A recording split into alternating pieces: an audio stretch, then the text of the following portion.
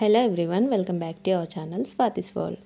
ముందుగా ఇల్లంతా క్లీన్ అయిపోయిన తర్వాత ఫ్రెష్ అయిపోయి దేవుడి కోసం ఇక్కడ పూజ కోసమని పూలు అయితే చక్కగా పూసాయన్ని అవైతే తీసుకుంటాను.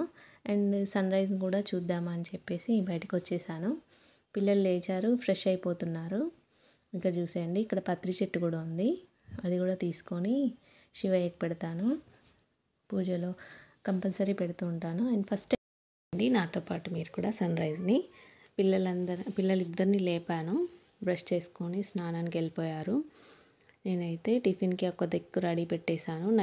ఇక్కడ నేను ఈరోజైతే పప్పుచారు చేస్తున్నాను లంచ్లోకి. అండ్ టిఫిన్ అయితే పొంగనాలు చేస్తున్నాను. స్కిప్ చేయకుండా వీడియోనైతే చివరి వరకు చూసేయండి. గుంత పొంగనాలు మీకు ఎవరికైనా తెలుసుంటే తప్పకుండా కామెంట్ సెక్షన్లో కామెంట్ చేయండి. గుంత పొంగనాలు. అండ్ ఇక్కడైతే పూజ కోసం పూలన్నీ తెంపేశాను, తీసుకొచ్చుకున్నాను.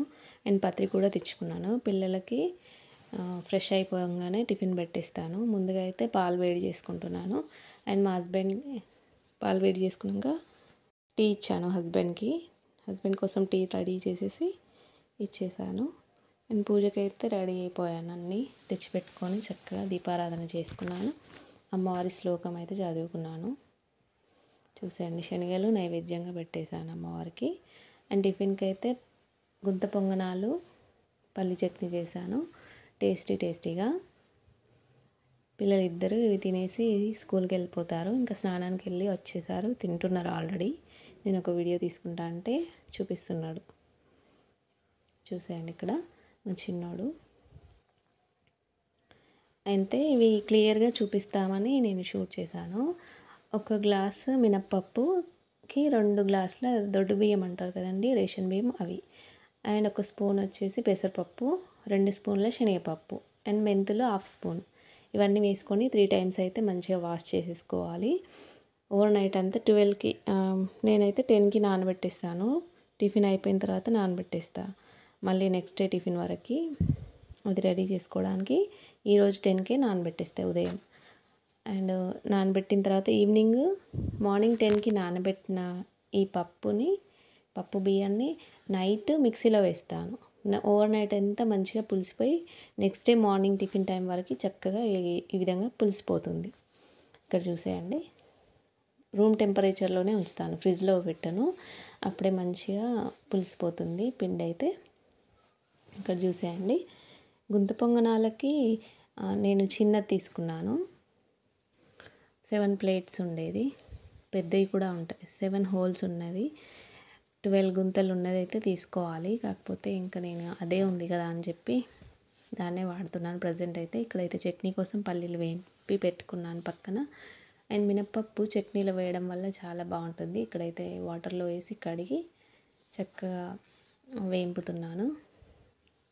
రోస్ట్ చేసేసి, గ్రీన్ చిల్లీ రోస్ట్ చేసేసి, నెక్స్ట్ కరివేపాకు కూడా వేస్తాను. కంపల్సరీ వేస్తానండి పిల్లల కోసము, అందుకే చూపిస్తున్నాను ప్రతిసారి. కూరల్లో వేసిన కరివేపాకును చక్కగా తీసేస్తారు కాబట్టి ఈ విధంగా చట్నీలో వేసామనుకోండి చక్కగా తినేస్తారు వాళ్ళకి తెలియకుండా. అండ్ ఈ చట్నీలో చింతపండు కూడా వేస్తాను టేస్ట్ కోసము.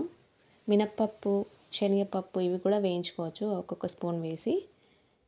పప్పులు రోజు ఇవ్వాలి పిల్లలకి, పెద్దవాళ్ళకి, ఎవరైనా సరే పప్పులు తినాలి రెగ్యులర్గా. ఈ విధంగా చట్నీలో కానీ లేకపోతే కర్రీస్ చేసుకోవడం కానీ చేసుకొని తినేయాలి. ఇక్కడైతే వెల్లుల్లి, జీలకర్ర, గ్రీన్ చిల్లీ పొట్టుతోనే చేస్తాను పల్లీలు, అవి అన్నీ వేసేసుకొని మిక్సీకి వేస్తున్నాను. చట్నీ అయితే రెడీ అయిపోతుంది. చట్నీ రెడీ అయిన తర్వాత పక్కన పెట్టేసుకొని ఇక్కడైతే మిక్సీలో వేసేస్తాను. చూసేయండి, పల్లీలో చాలా బెనిఫిట్స్ ఉన్నాయండి. పల్లీలు మన శరీరానికి శక్తిని అందించడమే కాకుండా దీర్ఘకాలిక అనారోగ్యాలను సైతం దూరం చేస్తాయి.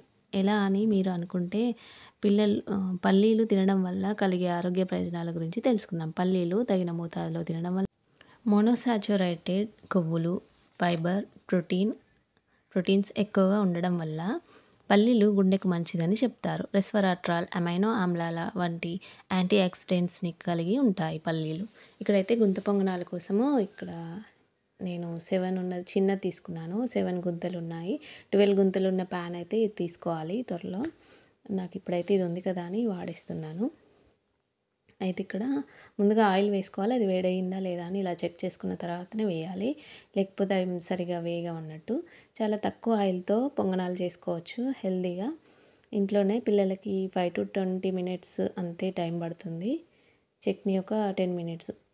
అంతా హాఫ్ అన్ అవర్‌లో రెడీ అయిపోతుంది టిఫిన్. ఈ పిండితో దోస కూడా వేసుకోవచ్చు. ఇంకా ఇందులో ఉండే బెనిఫిట్స్ ఏంటో కూడా వీడియో చూస్తూ బెనిఫిట్స్ ఏంటో మాట్లాడుకుందాము.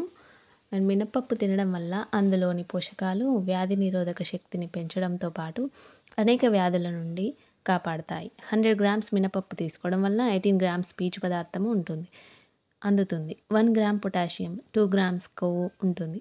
దీంతో పాటు బి కాంప్లెక్స్లోని B1, B3తో పాటు కాల్షియం, మెగ్నీషియం, ఐరన్ వంటివి కూడా పుష్కలంగా ఉంటాయి. మలబద్ధకం సమస్య, ఉబ్బసం సమస్యలు మన దరికి రాకుండా చేస్తుంది మినపప్పు. ఇన్సులిన్, గ్లూకోజ్ స్థాయిలను సమతుల్యం చేసి డయాబెటిస్ రాకుండా చేస్తుంది. రక్తహీనత సమస్య కూడా నివారిస్తుంది. ఎముకలు దృఢంగా, బలంగా మారతాయి. అండ్ గుండె జబ్బులను రాకుండా చేసే అద్భుతమైన గుణం ఉంది. కాబట్టి మినపప్పుని రెగ్యులర్‌గా టిఫిన్స్‌లోకి తీసుకోండి. ఇక్కడైతే మా పిల్లలు టిఫిన్ తినేసి స్కూల్‌కైతే వెళ్ళిపోతున్నారు. పిల్లలు స్కూల్‌కెళ్ళాక నేను కూడా టీ తాగేసి పొంగనాలు తినేసాను. అండ్ ఇక్కడైతే పప్పు చారు చేస్తున్నాను లంచ్‌లోకి. చూసేయండి. చారు పోపు పెట్టడానికి ఇప్పుడైతే స్టవ్ ఆన్ చేశాను. చింతపండుతో చేసే చారు మీలో ఎంతమందికి తెలుసో కామెంట్ సెక్షన్‌లో కామెంట్ చేయండి. పప్పు చేసినప్పుడు కాంబినేషన్ చారు బాగుంటుంది కదా అని చెప్పి నేను చారు చేస్తున్నాను. పప్పులో ఉండే పోషకాలు ఏంటో కూడా తెలుసుకుందాం. పెసరపప్పు తినడం వల్ల మన ఆరోగ్యానికి చాలా ప్రయోజనాలు ఉన్నాయి. అందులో ఉండే విటమిన్స్, ఖనిజాలు సమృద్ధిగా లభించే వీటిని తరచూ తింటే సంపూర్ణ ఆరోగ్యం సొంతమవుతుంది. పిల్లలకి ప్రతిరోజు పప్పును పెట్టొచ్చు. సైడ్ ఎఫెక్ట్స్ ఏమీ రావు. పోషకాహార నిపుణులు నిత్యం చెబుతూనే ఉంటారు. పెసరపప్పుని మన శరీరానికి ప్రోటీన్లు అందించడంతో పాటు ఇతర ఆరోగ్య ప్రయోజనాలను కూడా అందిస్తాయి. శరీరంలో ఏమాత్రం కొవ్వు లేని లీన్ బాడీ కోసం ట్రై చేసేవారికి పెసరపప్పు చాలా ఉపయోగపడుతుంది. ఏ భయం లేకుండా రోజు తినొచ్చు. బరువు తగ్గించే వారికి బెస్ట్ ఫుడ్ పెసరపప్పు. ఫైబర్ ఇందులో ఎక్కువగా ఉండడం వల్ల పప్పును తినగానే కడుపు నిండిన భావన కలుగుతుంది.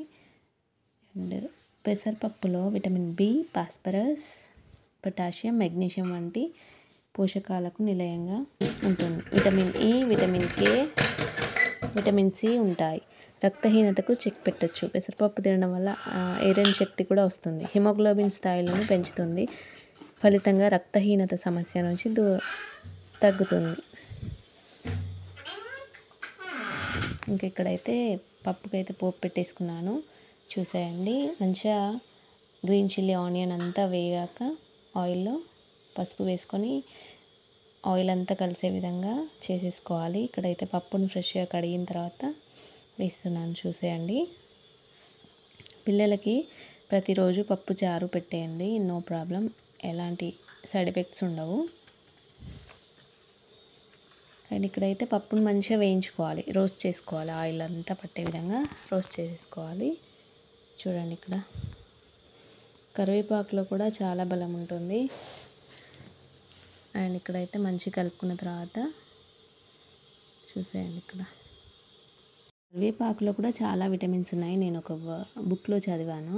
కరివేపాకు, మునగాకులో కెరోటిన్ ఉంటుంది. మునగాకులో కెరోటిన్ ఉంటుంది. మేక మాంసంలో విటమిన్ ఏ ఉంటుంది. ఒక రోజులో మన శరీరంలో 2400 మైక్రోగ్రామ్స్ కావాలి మన శరీరానికి. లివర్ విటమిన్ ఏగా మారి 6 నెలల నుంచి 1 ఇయర్ స్టోర్ చేసుకుంటుందంట. ఫ్యాట్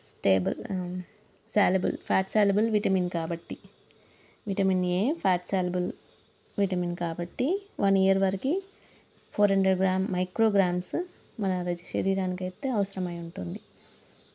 కంటి చూపు దెబ్బతినకుండా చేస్తుంది. కరివేపాకులో 830 మిల్లీగ్రామ్స్ కాల్షియం ఉంటుంది. మునగాకులో 440 మిల్లీగ్రాముల కాల్షియం ఉంటుంది. 100 గ్రామ్స్ కరివేపాకు తింటే 109 శక్తి వస్తుంది. అండ్ వాటర్ని కూడా తప్పనిసరిగా పిల్లలకి తాగించాలి.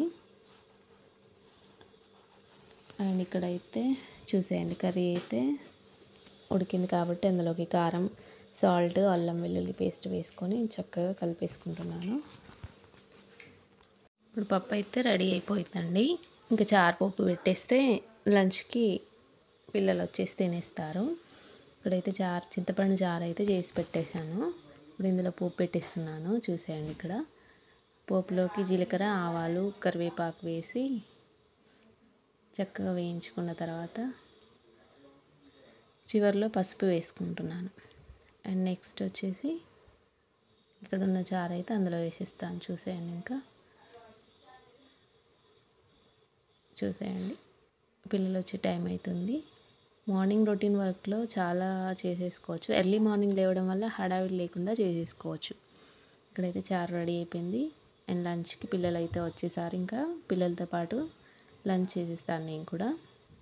పప్పు చూసేయండి పిల్లలకి ఇష్టమైంది వారంలో ఒకరోజు చేసి పెట్టడం వల్ల మనం చేసిన కర్రీస్ ఏవైనా చక్కగా తినేస్తారు నెమ్మదిగా చెప్పడం వల్ల. ఇక్కడైతే చూసేయండి ఇద్దరు పిల్లలకైతే ఫస్ట్ పెట్టేసి తర్వాత మా హస్బెండ్ నేను తినేస్తాము. తను కూడా వచ్చారు షాప్ నుంచి. ఇక్కడ లంచ్ టైంలో మాత్రం తప్పనిసరిగా రైస్ పెట్టేస్తాను పిల్లలకి. చక్కగా రైస్ తినాలి. డేలో ఒక్కసారైనా రైస్ తింటే బాగుంటుంది. మిగతా మార్నింగ్ కానీ ఈవినింగ్ కానీ టిఫిన్స్, స్నాక్స్ తింటే సరిపోతుంది. పిల్లలతో పాటు లంచ్ నేను కూడా చేసేసాను. ఇక్కడ చూసేయండి పిల్లలకి నెమ్మదిగా చెప్తే మనం ఏ కర్రీ చేసినా తింటారు. వారంలో 1-2 రోజులు వాళ్ళకు నచ్చినవి చేసి పెట్టాలి. అండ్ మంచిగా నెమ్మదిగా చెప్తే వాళ్ళు మనం ఏ కర్రీ చేసినా తప్పకుండా తింటారు. అలాగే కాకరకాయ పులుసు, బెండకాయ పులుసు ఇట్లాంటివి అలవాటు చేశాను.